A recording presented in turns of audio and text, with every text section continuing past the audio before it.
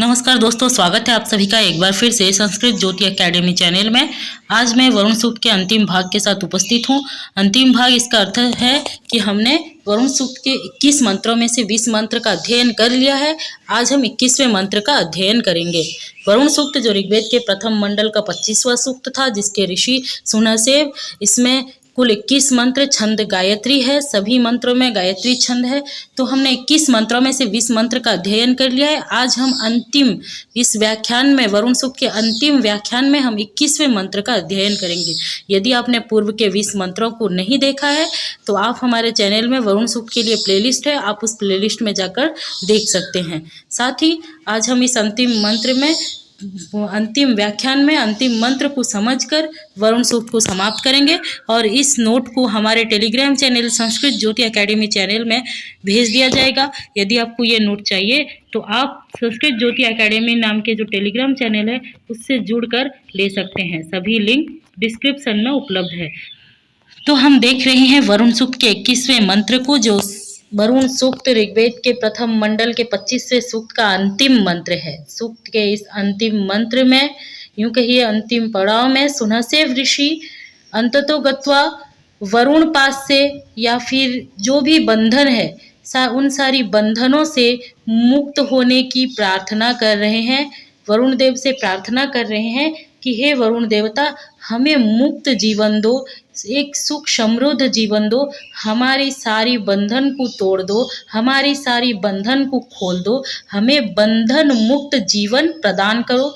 बस यही इस मंत्र का सार है। तो चलिए हम इस मंत्र को पढ़ेंगे, फिर इसको समझेंगे। तो मंत्र क्या कह रहा है? उदुत्तमं मुमुग्धीनो विपाशं मध्यमं चृत अवाधमानि जीवशे। उदुत्तमं मुमुग्धीनो विपाशं मध्यमं चृत अवाधमानि जीवसे।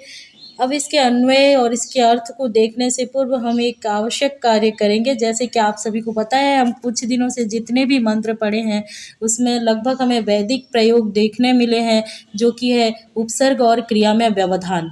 तो इस मंत्र में भी ऐसे 2-3 उपसर्ग और क्रिया हैं जिनमें व्यवधान है। पहले हम उसे जोड़ने का काम करेंगे। तो चलिए यहाँ पे आप गौर कीजिए। उदुत्तमम, इस पूरे शब्द में उत एक शब्द जुड़ा हुआ है। उत ये एक उपसर्ग है। उत उपसर्ग को हम खींच के यहाँ से लाएंगे और मुमुग्धि इस क्रिया में जोड़ देंगे। तो क्या हुआ? उत मुमुग्धि। फिर हम यहाँ पे एक और उपसर्ग देख रहे हैं, बी, और वी उपसर्ग को हम खींच के लेंगे और श्रुत इस क्रियापद में जोड़ लेंगे, विचृत। और फिर एक और उपसर्ग यहाँ पे है, अब उपसर्ग है, इसको भी यहाँ से लेके पीछे इस क्रियापद में जोड़ लेंगे। तो उत मुमुग्धि, विचृत और अवचृत। इस प्रकार से हमने देख लिया, उपसर्ग और क्रिया का मिलन कर लिया। अब हम देखेंगे इसके अन्वय को। अन्वय क्या है? यहाँ पे देखिए, नो अर्थात नः, यानी कि अस्माकम। तो नः उत्तमम, उदुत्तमम में यहाँ उत्तमम है, तो नः उत्तमम पाशम, नः उत्तमम पाशम, नः उत्तमम पाशम उत मुमुग्धि मध्यमम पाशम विचृत जीवसे अधमानि अवचृत। अब हम इस सारे शब्दों के अर्थ को समझते हुए पूरे मंत्र के अर्थ को समझेंगे। तो यहाँ पे वरुण देवता को संबोधन करके स्तुति की जा रही है। आप भी अध्ययन कर लीजिए कि हे वरुण देव, जैसे सुनहसेव ऋषि कह रहे हैं कि हे वरुण देव, नः यानी कि अस्माकम, नः अर्थात हमारे उत्तमम पासम यानी कि उत्तमम अर्थात शिरोगतम, यानी ऊपरी भाग, शरीर का ऊपरी भाग। तो शरीर का ऊपरी भाग क्या है? सर वाला हिस्सा है, सिर वाला हिस्सा है।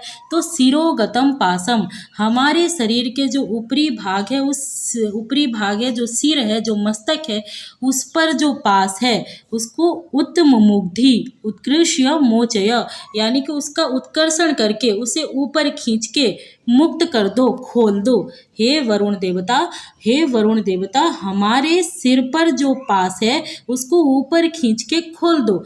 फिर क्या है? मध्यमम पासम, मध्यमम अर्थात शरीर का बीच वाला हिस्सा शरीर का मध्यम भाग, या कहिए कि उदर भाग, या कहिए कि पेट वाला भाग, कमर वाला भाग, इसको हम शरीर का उदरगत पास यानी कि मध्यमम पासम अर्थात उदरगतम पासम सायण जी ने भी अर्थ किया है, यानी कि शरीर के बीच वाले हिस्से के, शरीर के मध्यम भाग के, यानी कि पेट वाले भाग में जो पास है उस पास को विचृत, यानी कि उस पास को भी तुम क्या करो, खींचकर नष्ट कर दो। च्युत अर्थात नाशय, विसृज्य नाशय, उसको खींचकर नाश कर दो। शरीर के ऊपर वाले यानी कि सिर वाले भाग के पास को ऊपर खींच के हटा दो और बीच वाले पास को, बीच वाले बंधन को खींचकर नाश कर दो। और फिर अधमानी यानी मदियान पादगतान पासन, यानी कि मेरी यानी सुनशेब ऋषि की, या यूं कहिए कि हम सभी की